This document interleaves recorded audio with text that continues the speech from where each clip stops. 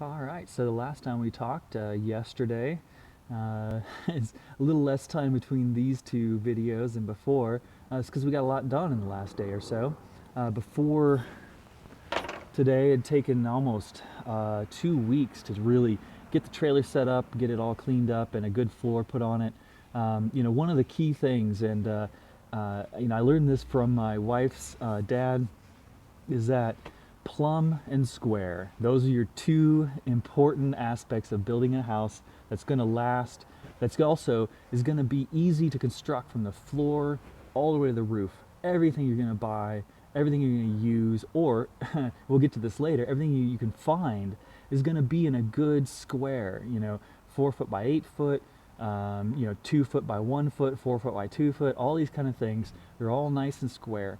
So if you start at the very bottom, squared up there. And a good way to do that, of course, is once you start laying down your walls, you got your baseboard.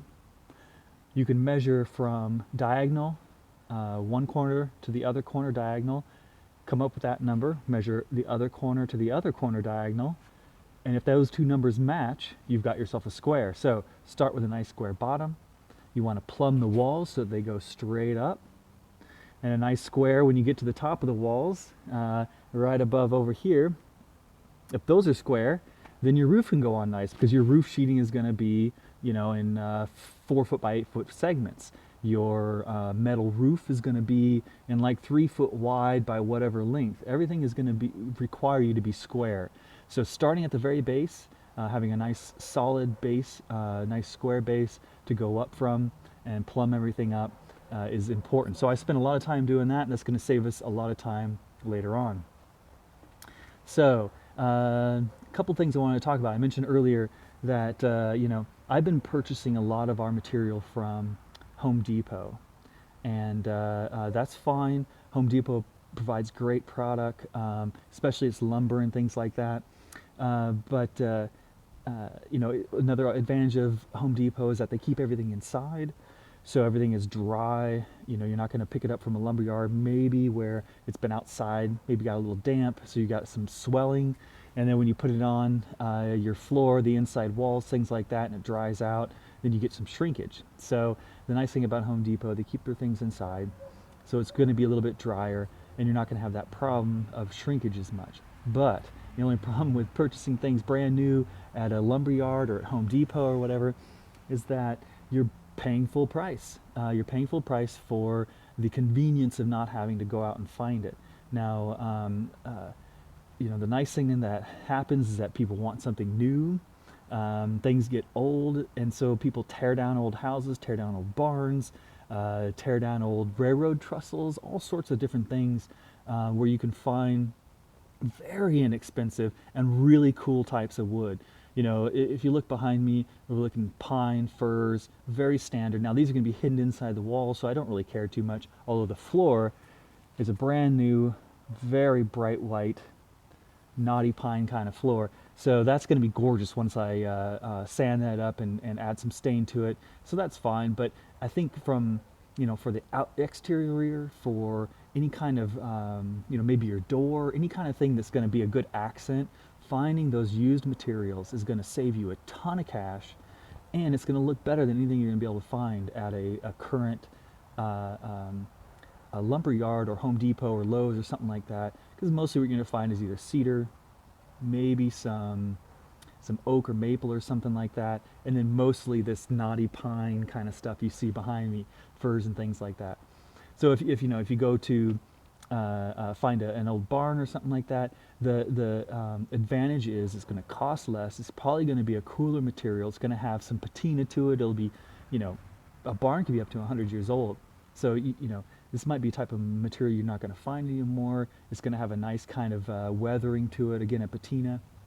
Um, so the things that are a trade-off here with building, it's time and money. If you got time, you can save a ton of money. So go out, look on Craigslist, look on your local classified section in the newspaper, see what's out there: windows, doors, siding, even two-by material.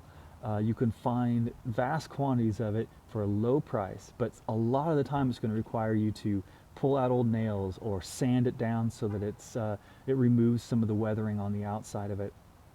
Um, Maybe you're going to have to plane it. Maybe you're going to have to, you know, do some extra work.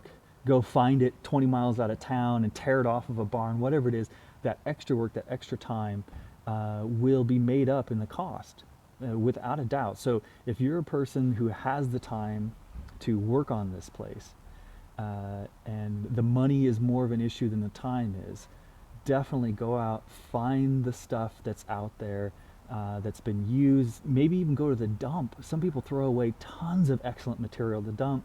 It just requires a little extra time.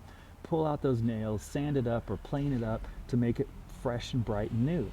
So again, some folks can afford to hire a carpenter to come and build their place, but they're probably not going to be able to afford to spend the time to make something extra quality. So that's a little trade-off to think about as you're starting to work on your place.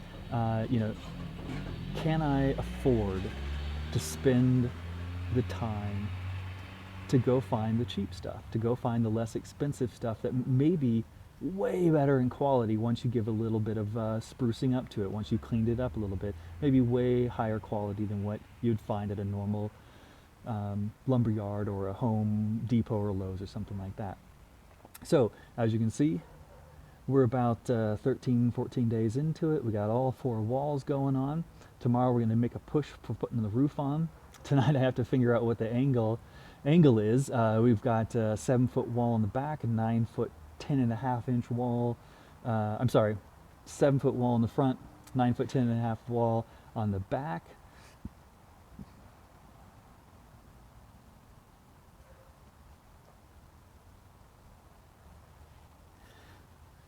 Seven-foot wall in the front, 9-foot 10.5-inch wall in the back, and I just need to figure out what that angle is going to be. So we'll end up putting what's called a pony wall. Now you can see you've got a bottom plate down at the bottom of the wall. You got your studs going up, and you got a top plate running across. Slapping another top plate on top of that, it goes all the way over and ties all 4 walls in. No breaks, no seams, very tight. Then we can start building the pony wall on top of that at an angle. So hopefully tomorrow we'll get some roof sheeting on. We got snow coming up here in the weekend, 4 or 5 days away, and we're going to have to make a push to get a roof on this baby. All right.